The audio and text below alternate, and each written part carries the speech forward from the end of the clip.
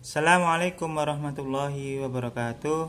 Innal hamdalillah nahmaduhu wa nasta'inuhu wa na'udzubillahi min syururi anfusina wa min sayyiati a'malina may yahdihillahu fala mudhillalah wa may yudhlilhu fala hadiyalah. Asyhadu an la ilaha illallah wa asyhadu anna Muhammadan abduhu wa rasuluh. Amma ba'd. Sahabat pembelajar yang dimuliakan oleh Allah, bahagia kali hari ini, syukur alhamdulillah. Pada hari ini kita masih diberikan kesempatan untuk belajar, yaitu tentang tuntunan hidup kita melalui mata pelajaran Al-Quran Hadis teruntuk kelas 10 jurusan IPA, IPS, dan Bahasa, atau boleh dikata selain jurusan agama. Bab 1 yaitu Al-Quran dan Wahyu Allah. Pelajaran ini atau buku pedoman ini sesuai dengan edisi Kementerian Agama nomor 183 tahun 2019, dan sahabat pembelajar semuanya dapat mengaksesnya melalui e-learning karena buku PDF dalam bentuk PDF-nya sudah kami upload melalui aplikasi e-learning tersebut. Oke, langsung saja. Pengertian daripada Al-Quran. Para ulama berbeda pendapat tentang pengertian Al-Quran, baik secara etimologi maupun terminologi. Kita bahas yang pertama, yaitu secara etimologi atau disebut juga dengan secara bahasa. Ahli Yani yang wafat tahun 215 Hijriah berpendapat Al-Quran merupakan bentuk masdar dari kata qoro'a yang artinya membaca, dari tasrifnya ataupun disebut juga dengan dari kata-kata bentuk perubahannya, kata-kata perubahannya yaitu dari kata makro'un, koro'anan, yakro'u, koro'a. Kemudian ulama lain berpendapat Asy'ari yang wafat tahun 324 Hijriah. Al-Quran merupakan bentuk kata dari qoro'ana yang artinya menggabungkan suatu dengan yang lain atau kumpulan wahyu yang diberikan kepada Nabi atau kepada Rasul kita, yaitu Muhammad Shallallahu Alaihi Wasallam. Pendapat ini didasarkan pada kenyataannya bahwa surat-surat atau ayat-ayat dalam huruf-huruf Al-Quran saling beriringan dengan saling digabungkan. Pendapat ini pun banyak pengikut. Oke, selanjutnya yaitu dari ulama Al-Fara yang wafat tahun 2207. Beliau berpendapat Al-Quran merupakan berasal dari kata qoro'inun, jamak dari kata koryana atau petunjuk atau disebut juga indikator. Pendapat ini didasarkan pada kenyataan bahwa ayat-ayat Al-Quran saling membenarkan antara yang satu dengan yang lainnya. Kemudian yang berikutnya, menurut Az-Zujat yang wafat tahun 331 Hijriah, Al-Quran berasal dari kata Al-Qur'u atau Al-Qura'u yang mengikuti susunan pola atau wazan dari fa'alanun yang artinya jamak atau kumpulan. Argumen ini adalah karena Al-Quran terdiri dari kumpulan surat-surat dan ayat-ayat yang memuat kisah-kisah, perintah-perintah, dan larangan. Oke, selanjutnya menurut Asy-Syafi'i yang wafat tahun 204 Hijriah, kata Al-Quran adalah sudah bentuk isim atau alam, isim alam, nama asli Al-Quran ya Al-Quran. Karena menurut As-Subha menganggap bahwa Al-Quran, pendapat ahli Yani adalah pendapat paling tepat. Memang pendapat alinya ini adalah pendapat yang paling masyhur hingga saat ini. Ya Al-Quran gitu. Sedangkan perbedaan pendapat tentang definisi Al-Quran disebabkan adanya perbedaan sudut pandang dan perbedaan yang menyebutkan unsur-unsur atau sifat-sifat atau aspek-aspek yang terkandung di dalam Al-Quran itu sendiri.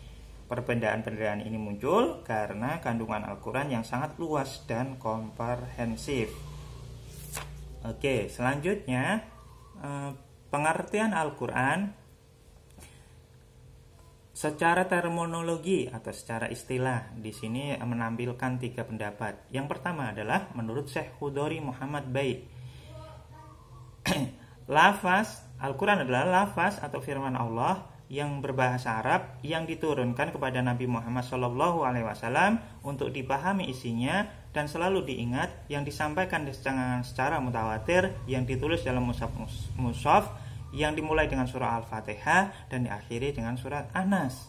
Yang berikutnya adalah Subahi Soleh berpendapat kitab Al-Quran adalah kitab Allah yang mengandung mukjizat yang diturunkan kepada Nabi Muhammad SAW, yang ditulis dalam mushaf-mushaf yang disampaikan secara mutawatir dan membacanya bernilai ibadah, tentu untuk yang membacanya.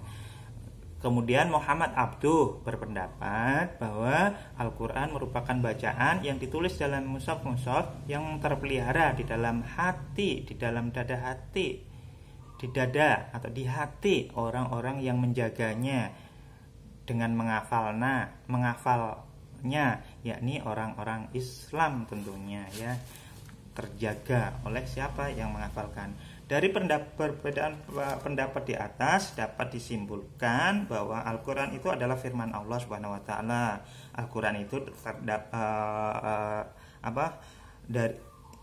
terdiri dari lafal bahasa Arab. Kemudian Al-Quran itu diturunkan kepada Nabi Muhammad SAW.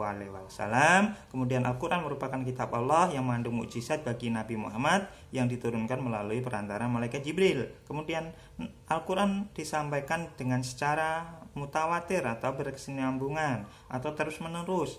Yang berikutnya, Al-Quran merupakan bacaan mulia yang membacanya bagi pembacanya merupakan ibadah. Al-Quran ditulis dalam mushaf-mushaf yang diawali dengan surah Al-Fatihah, diakhiri dengan surah An-Nas. Yang terakhir adalah Al-Quran senantiasa terjaga, terpelihara kemurniannya dengan adanya orang-orang Islam yang menjaganya atau menghafalkannya. Semoga kita termasuk yang demikian itu, yang menjaga Al-Quran dengan cara menghafalnya.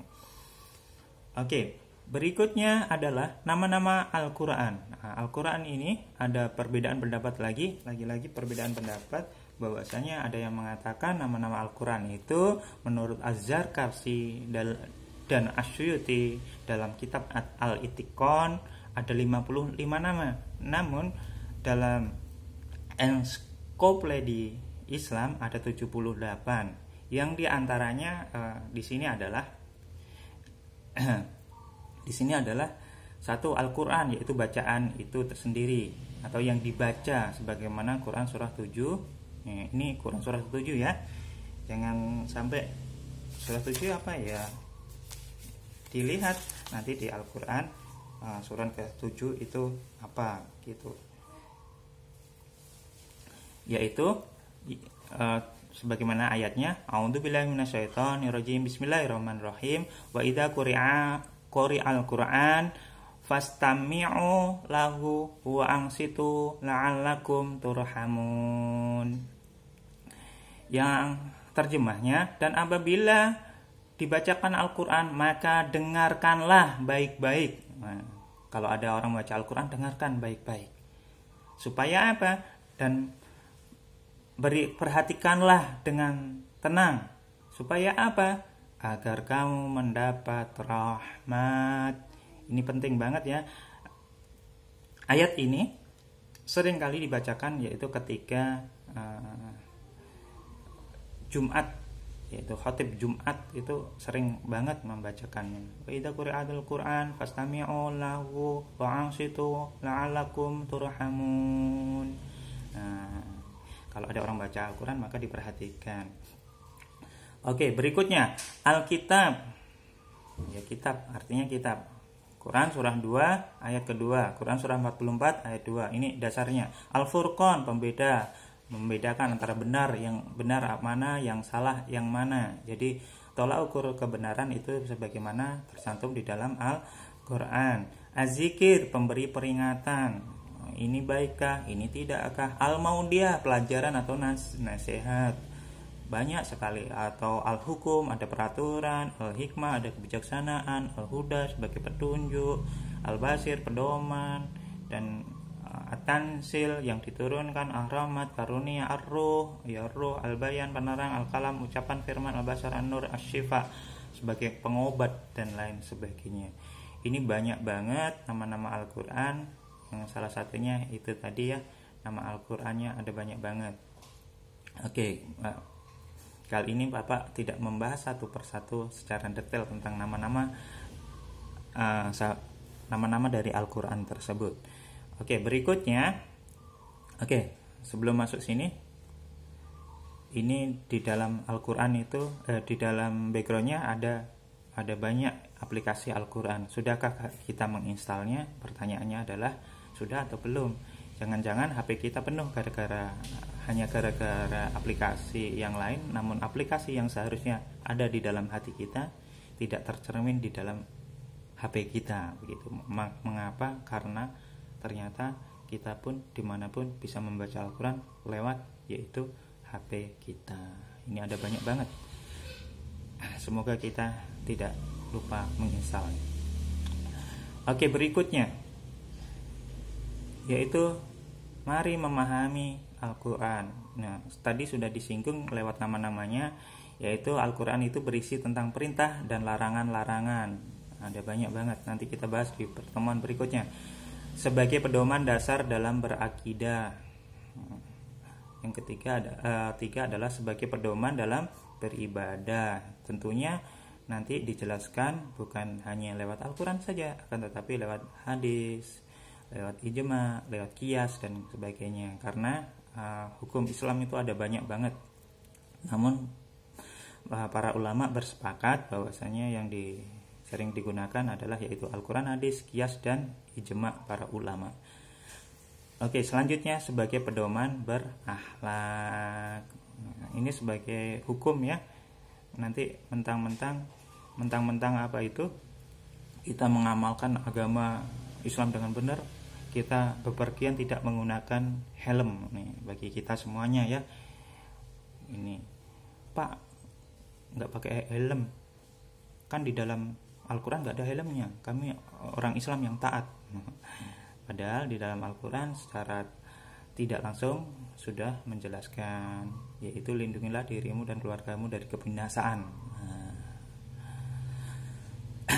Oke, demikian yang dapat kami sampaikan. Semoga tidak puas dengan pembelajaran yang satu ini. Artinya dengan ketidakpuasan tersebut kita mau belajar lagi dan lebih lagi. Semoga bermanfaat.